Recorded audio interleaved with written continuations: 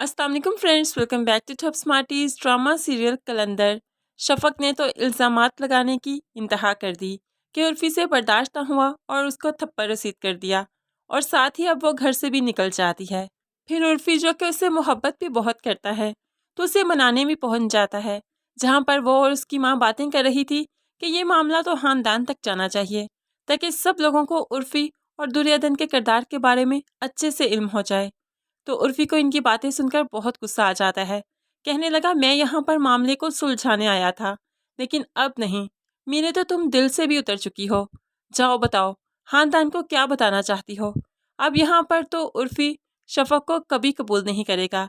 इनके रिश्ते में तलाक हो ही जाएगी। जब दुर्योधन को पता चला कि इनके दरमियान दूरियां बढ़ती जा रही हैं और वजह सिर्फ दुर्योधन है, तो उसे बर्दाश्त ना हुआ कि अपने ताया जान को कॉल कर देती है, रोने लगती है और कहने लगी, क्या मैं आपके पास आकर रह सकती हूँ। तो ताया भी परेशान हो जाता है। 100 बार आ बेटा, लेकिन किस लिए, हैर तो है ना। तब वो रोते हुए कहने लगी, हमेशा के लिए आना चाहती हूँ, लेकिन बहुत मुमकिन है कि ताया उसे समझाएगा कि तुम तबरेज़ के पास जाओ ताकि उसे एहसास हो कि तुम भी उसकी बीवी हो। ऐसे में दुर्योधन फ़ोन रखकर बहुत रोती है और फिर फैसला कर ही लेती है। अपने छोटे देवर के साथ तबरेज़ के पास लाहौर पहुंच जाती है। तबरेज़ तो इन्हें देखकर चौंक जाता है। तुम यहाँ किस लिए? तुम मेरी मुश्किलात में इजाफा करने आई हो क्या? जानती हो ना, सुंबल को तुम ज़रा अच्छी नहीं लगती। तुम्हें यहाँ नहीं आना चाहिए था। अब ये दुर्योधन जो हिम्मत करके बोल ही पड़ी, आपकी जिम्मेदारी हूँ। आपके पास नहीं आऊँ तो भला कहाँ जाऊँगी। मैं तो अब यहीं रहूँगी, चाहे जिस हाल में भी आप रखेंगे। तबरेज़ तो जैसे तैसे दुर्योधन को यहाँ पर बर्दाश्त कर लेगा, लेकिन जब सुंबल को पता चला कि दुर्योधन आई है, तो उसका पारा तो और भी हाई हो गया कि दुर्योधन को वो बर्दाश्त नहीं कर सकती। अब वो बड़ी ढिठाई से अपनी कामवाली से कहती है कि यहाँ पर दुर्योधन तो आई है तबरेज़ की बीवी बनकर, लेकिन जब जाएगी तो तलाकनामा साथ लेकर जाएगी।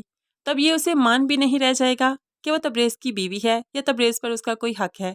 तबरेज़ ये सारी बातें जो सुन रहा था, कुछ भी नहीं कह सकेगा।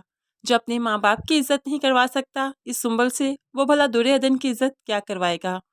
तबरेज़ जो कि दौलत के लालच में अंधा हो ही चुका था, अब बच्चा भी होने वाला है, तो अब वो सुंबल को किसी कीमत पर भी खोना नहीं चाहता। ऐसे में सुंबल बहुत आसानी से दुर्योधन की तलाक करवा देगी और यहाँ पर तबरेज़ कुछ नहीं कर सकेगा, क्योंकि उसे दौलत भी चाहिए और बच्चा भी, जो सब कुछ उसे सुंबल से ही मिल रहा है। लेकिन तबरेज़ इसे तलाक दे तो देगा, उर्फ़ी भी शफ़क़ को तलाक दे देगा। फिर उर्फ़ी दुर्योधन को सहारा देते हुए उसे शादी करेगा, लेकिन बाकी सबका अंजाम बहुत बुरा होगा। जिन्होंने हमेशा दुर्योधन जैसी पाक पास और अल्लाह वाली लड़की को तंग किया, तो उनका अंजाम तो बहुत ही बुरा होगा।